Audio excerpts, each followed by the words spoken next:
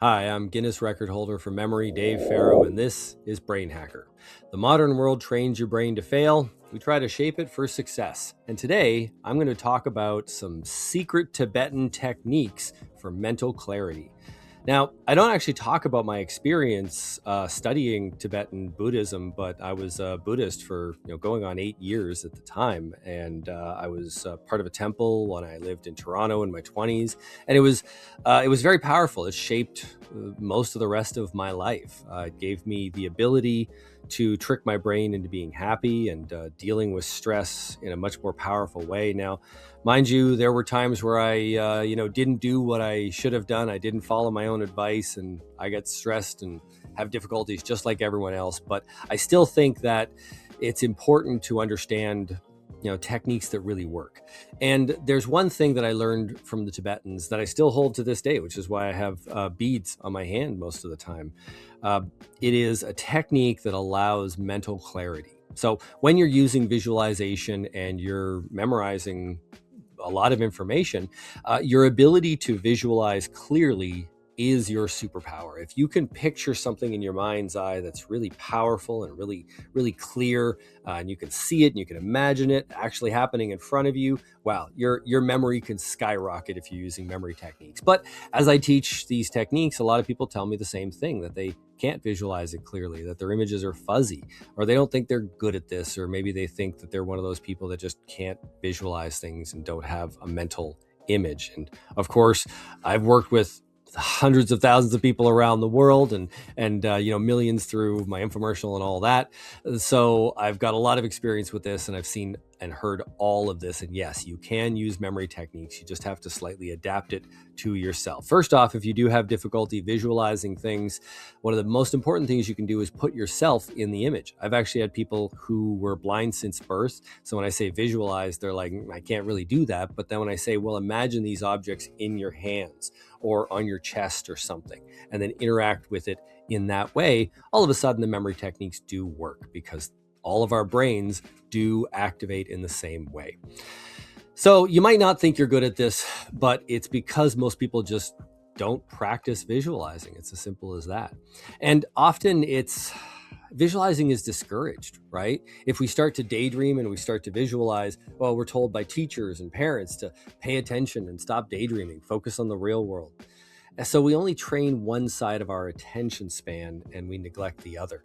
It's actually very taboo to meditate, other than, in the last little while. Growing up, meditation was akin to, this horrible thing you could do. And I find it hilarious because, well, meditation is just closing your eyes and looking inside, kind of cleaning up, that room in your brain. And everybody is so focused on the external world and how everyone else is doing, they don't bother to kind of clean up their head, if that makes sense. In full transparency, I spent about 2 years after the COVID pandemic doing about zero memory techniques and brain training because, well, life got in the way. It was oddly right after I finished writing my book and it was going off to editing.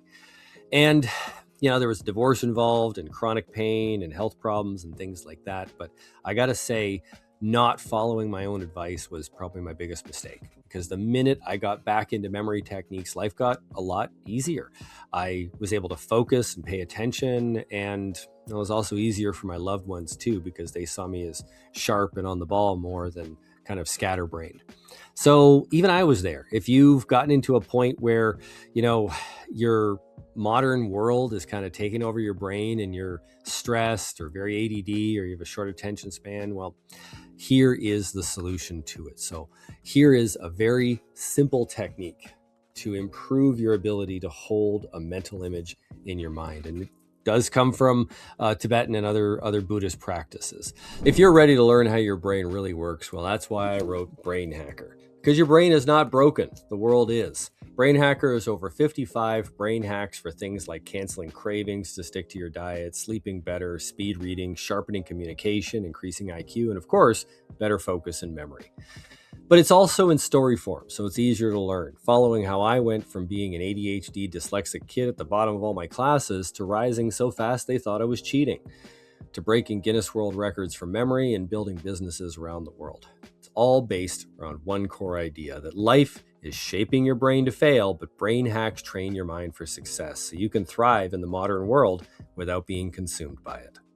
So buy Brain Hacker today, and with proof of purchase, you actually get a discount on my other courses and products. And then consider joining brainhackers.com, where over 1,000 members so far are sharing their brain hacks from their life. See you there. When you sit down to meditate, everybody experiences the same problem, especially when you're brand new. You cannot hold an image for very long. You can't focus for very long. You can't hold on to a prayer for very long in a Buddhist temple. So what I was taught to do is to take your beads, and every time you hold an image, it can be any image you want. I used to think of a rose because it was pretty complex in my mind. I would hold that image, and then the minute it changed, the minute it twisted or turned around or changed color or something like that, I would take a breath, clear my mind, move one bead forward, and then do it again. And then, of course, it would happen again, and I would move one bead forward and do it again. The first time I did this, I went through all the beads in the string very quickly. But then the second and the third time, it took a lot longer. And then I found a moment where I was literally meditating for over an hour and I hadn't moved a bead forward. That's the power of brain training. I encourage you to try this yourself. Even if you're not making memory techniques a big part of your life, holding a mental image can be very powerful. Imagine holding a mental image of your goals.